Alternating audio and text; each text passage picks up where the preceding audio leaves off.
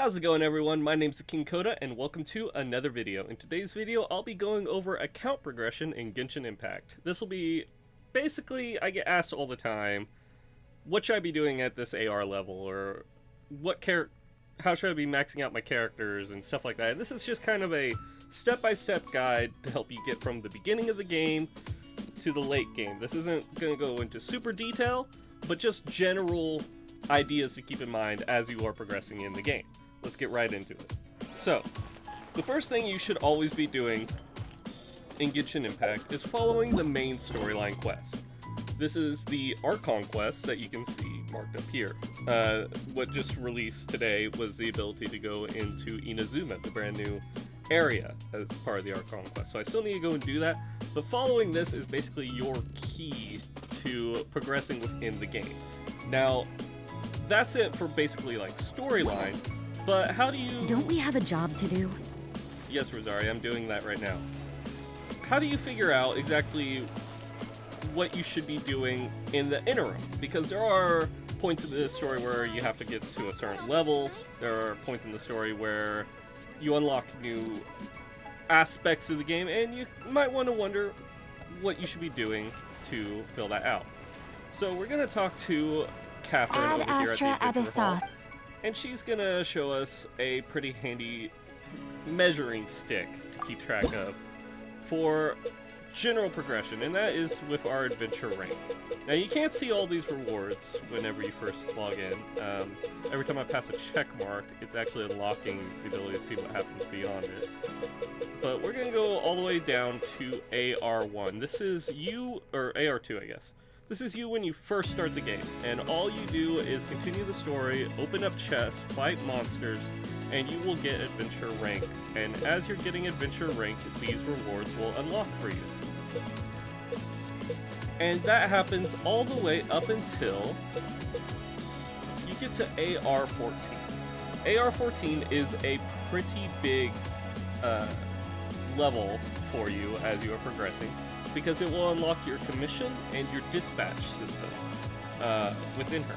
Now, these are your dailies, are your commissions. You can see you will always have 4 dailies. They will always give you 250 experience for doing per. And then if you do all 4 of them, you will get 500 experience towards your AR. As well as by doing all of them, you get 60 Primo Gems. This is a very great reward for you, and it's something that you should prioritize doing every day. Just hop on for the like 10 minutes it takes to complete these. It's also, towards the end game, it's the only consistent way to get large amounts of adventure rank. The other feature unlocked when you hit AR14 is the dispatch system. If you go into Catherine's menu, you can see dispatch character on an expedition. And you can dispatch characters in Mondstadt and Liyue. I'm assuming once I do the story, I'll also be able to dispatch in Inazuma. Certain characters, like for instance, just recall, Bennett and Fischl will get bonuses for being dispatched. You can see the time spent is reduced by 25%. Really, you could min-max it, find the most valuable time to like send them out on. Just put them all on the 20-hour and just worry about once a day coming in, collecting your rewards, and you get some good rewards. I recommend sending 2 characters to get you the stones, because there's 2 stone nodes here in Mondstadt, and then 1 character to either get you the beef/chicken or the mora.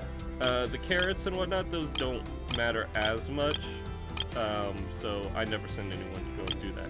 Now, for Liyue, there's actually, even though it's the Geo Archon's homeland, there's only the 1 stone node.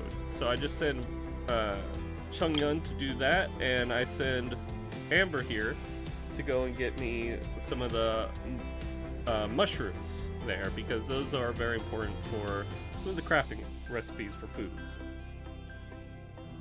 So that's kind of it as a general overview for the dispatch system. Another major reward you get early on is at AR 16 you're gonna unlock the co-op system. I'll make a different video kind of going over the co-op system in general and what you can get from participating in it, but that doesn't unlock for you until AR 16. So bear that in mind, you can't play with your friends until you get at least to AR 16. And then other major rewards will unlock for you at AR 20, and so on and so forth all the way up. But those are the kind of the ones I really wanted to point out. Now let's go over what you should be doing for each AR. Pre-AR 20, you should be focused on the main story, and as soon as you unlock the ability to, spend your daily resin on either the ley lines for the experience books or the ley lines for the Mora. They should be scattered about. They appear randomly. Don't worry about this one being over here. It's random on its placement based on the areas that you have unlocked. So you should still see them. Doing those will give you character XP and books, and it's really the only valuable thing you can spend your resin on in the early game. So focus on those two aspects while also exploring the world and unlocking the different, teleports, finding valuable resources to mine and gather and stuff like that. Those are what you want to spend your daily resin on. The bosses are not really worth it for you pre-AR 20, and this is because you can level your characters up to level 20 from the get-go, and then in order to ascend them for the first time, you need these basic materials here. You can see you need one green rock, some gathered materials, and some boss drops. It's not until their second ascension that you specifically need the boss item drop to ascend them. If you're wondering where you can get those special stones for their ascension, you get them from Marjorie here at the With Wind Comes Glory. Talking to her, you can exchange the little green sigils you get for the stones, as well as some other important materials like a sword bullet for crafting the swords, and more stuff for your traveler. It's important you buy this stuff out with these green tokens that you get from opening up chests in the area. There's also one of these down in Liyue, so you can get other rewards down there, like a great sword and a bow and whatnot. So, you've been doing that, you've been following the story, you've hit the roadblock of about AR 18, you're doing your dailies, you're spending your resin, and then you hit AR 20. AR 20 is a big one. It unlocks the first tier, I believe, of your ability to fight Storm Terror. I might be wrong, but I don't think I am. I believe the first one is at AR 20. It's also the point in the story where you fight Storm Terror, so I won't spoil how that fight works. It's also the same for, I believe, the Wolf of the North is unlocked around AR 20. There's a quest line where you can go fight him. And then I want you to stop focusing as much on your character XP and your Mora. You should have a pretty decent stockpile on this. And instead what you should be working on is one of three things depending on what you need for your account at that time. And that is fighting your bosses for the boss drops in order to send your main DPS again. You want to focus mainly on your main DPS at this time. Or you gather the books you need in order to ascend your character's talents up to a certain point. Focus very lightly on this. Don't focus too much on this, but it's an option for you. Or if you have access to it, the weapon material for the weapon your main DPS uses in order to increase that ascension level. The priority for you on what you should be working on is for your main DPS, boss ascension material, weapon ascension material, talent books. Those are what you should be spending your daily resin on. And honestly, do not spend your fragile resin, just daily resin spend on this. This will help get your main DPS as the strongest it possibly can. Now for the other characters, they matter less than the one that's the one most on the field. Your healer matters the least, so they don't have to be leveled up. They can be like 20 levels below your main DPS, and that's fine. And the other characters can be, 10 levels below, and that's fine.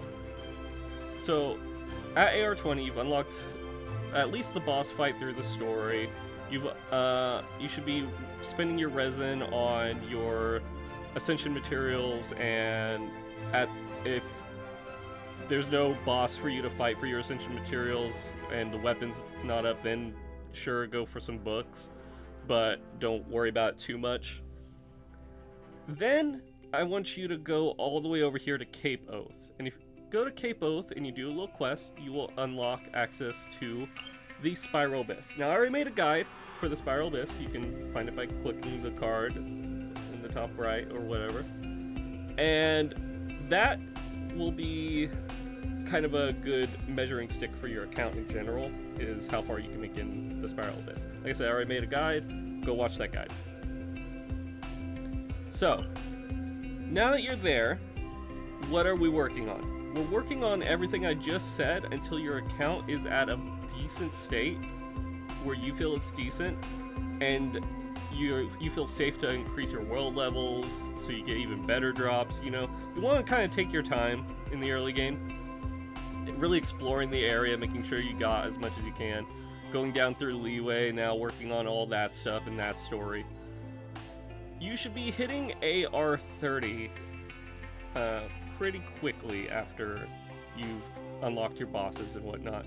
And then you want to continue with the story to unlock the child fight, the what's his face, whatever this dragon's name is, fight, can't remember. And that's pretty much as far as you need to be in order to get to Inazuma. I believe Inazuma starts at AR 30. So main focus should be on the story, and whenever you hit a roadblock in the story, just spend your daily time going about your account progression and unlocking the area. Like I said, books, least priority. Weapon materials, second priority. And ascension materials for your main DPS are your highest priority. And that's about it for account progression. It's pretty simple. Like I said, this isn't a super in-depth guide. Everyone's account is a little bit different. But as long as you're following these general rules of keeping the early game focused on your books and your Mora, and then the later levels focused on your ascension material, you should be in a pretty good state as far as progression. Now, you will, of course, have to go back and eventually start farming more Mora and more books, even though you're AR 40 or 50 or whatever. I still have to go back and farm those. But building up a little bit of a groundway here will allow you to not focus on it so much in the mid-room, and hopefully get you more AR ranks in the meantime. Because personally on my account, I didn't do these until I ran out of books at about AR 35. And I really wish I had spent my early levels grinding these, because I had actually wasted about a week's worth of resin without grinding anything. So make sure you're always finding something that your resin can go towards. That's it for today's video. Let me know what you guys think in the comment section down below, and I'll see you guys in another video. Peace.